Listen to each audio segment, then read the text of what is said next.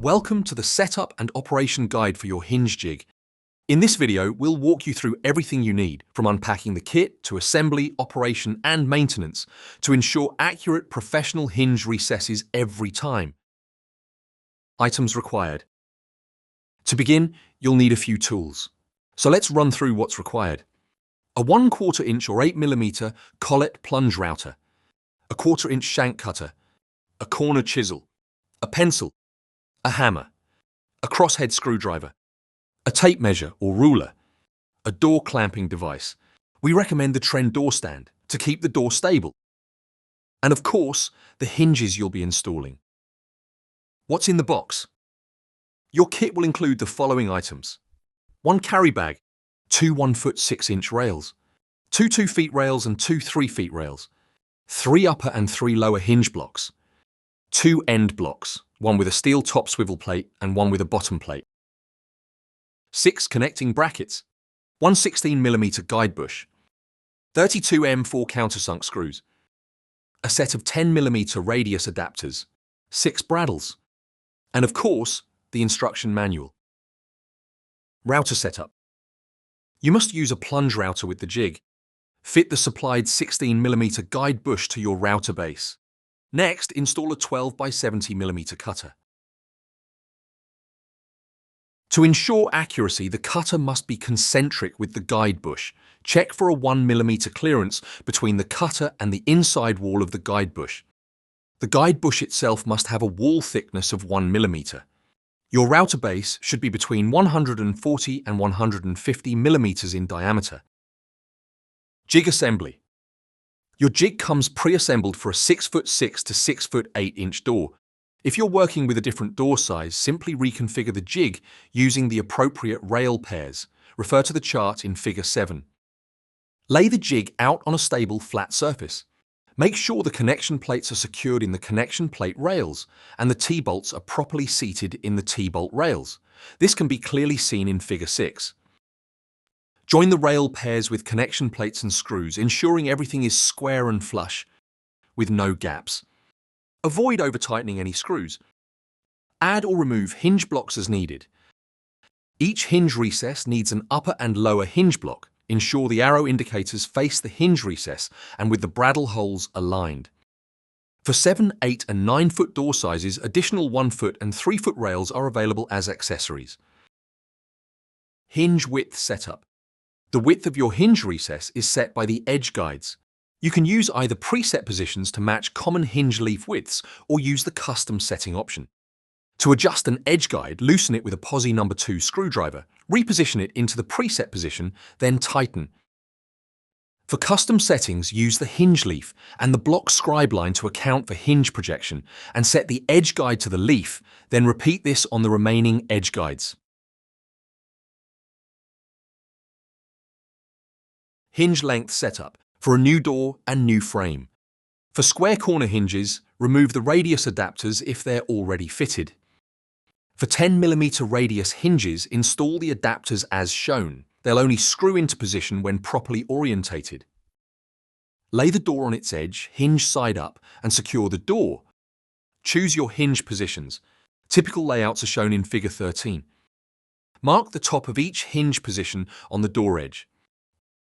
Ensure the top swivel plate is hooked over the top of the door and set the top hinge block to the first hinge position and tighten off. Temporarily secure the jig to the door through this block using a braddle or screw. Slide the remaining upper hinge blocks into place and tighten them off. Use the hinge to set the correct cutting length by positioning the hinge tightly to the 2mm setting gauge on the top hinge block and sliding the lower hinge block into position against the hinge. Ensure the 2mm setting gauge is tight to the leaf, then lock into place and repeat for all hinge positions. Ensure hinge blocks are tightened correctly to prevent damage to the jig.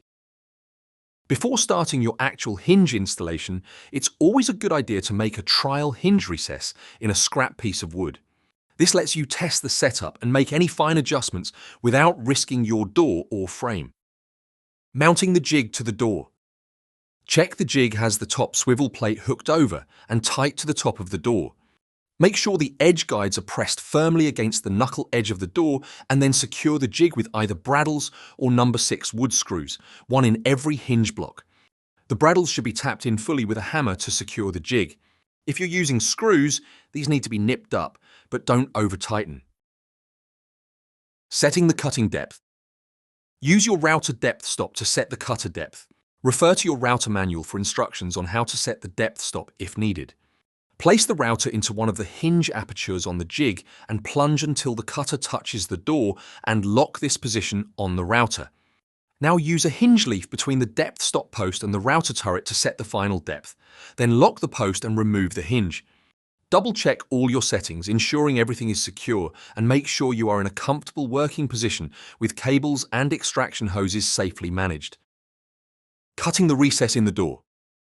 Position the router in the first hinge aperture, ensuring you have positioned it correctly. Don't use the wavy edges as routing guides. Turn the router on and plunge to your set depth, then route in a clockwise direction around the aperture. To prevent breakout, remove waste from the center of the recess last.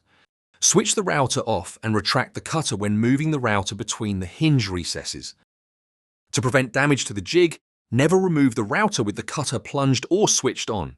Once the apertures are completed, don't adjust your router or jig settings. Remove the jig from the door. If you are using square hinges, clean the corners using a corner chisel and hammer.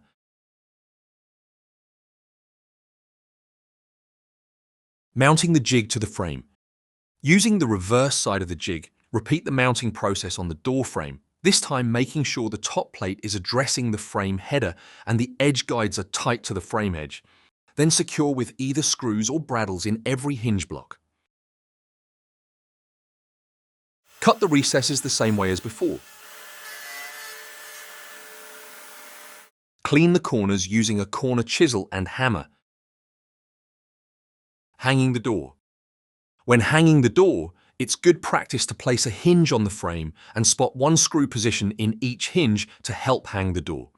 Always fit hinges to the door first, using centering drill bits for accurate pilot holes. We recommend Trend's 3-piece drill bit guide set, available separately, and use a door lift to help raise the door into position when attaching it to the frame.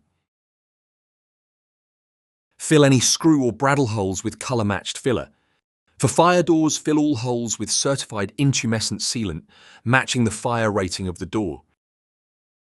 Hinge length setup for a new door and existing frame.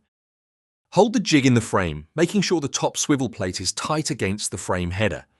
Move the upper hinge block for the top hinge into the correct position by aligning the 2mm setting gauge with the existing recess and lock into place. Fix the jig temporarily in place using a braddle or screw into the block, then align the blocks for all remaining hinges, setting each block to the top and bottom of each hinge recess and lock them into place. Once all the hinge positions are set up, remove the jig from the frame and position it onto the door with the top swivel plate and edge guides addressing correctly. Secure with braddles or screws and route the hinge recesses as described earlier. Then you can fit the hinges and hang the door into the original frame recesses. Radius hinge setup. The hinge width is set up using the same method for square hinges. Then repeat this on the remaining edge guides. Set the top hinge block positions for each leaf and secure in the same way as a square hinge. Use the hinge to set the correct cutting length. Do this by positioning the hinge tightly to the 2mm setting gauge on the top hinge block and sliding the lower hinge block into position against the hinge, ensuring the 2mm setting gauge is tight to the leaf. Then lock into place and repeat for all hinge positions. And the jig is then secured and routed on the door and frame in the same way as the square hinge setup. Jig disassembly and maintenance. To disassemble, simply reverse the assembly steps. Vacuum any dust or debris from the rails and hinge blocks before storing. Your jig requires no lubrication, and we recommend using only original Trend spare parts. The protective case is designed to store jig sections in sub-assemblies for easy reassembly. With proper care and storage, your jig will deliver precise, professional results for years to come.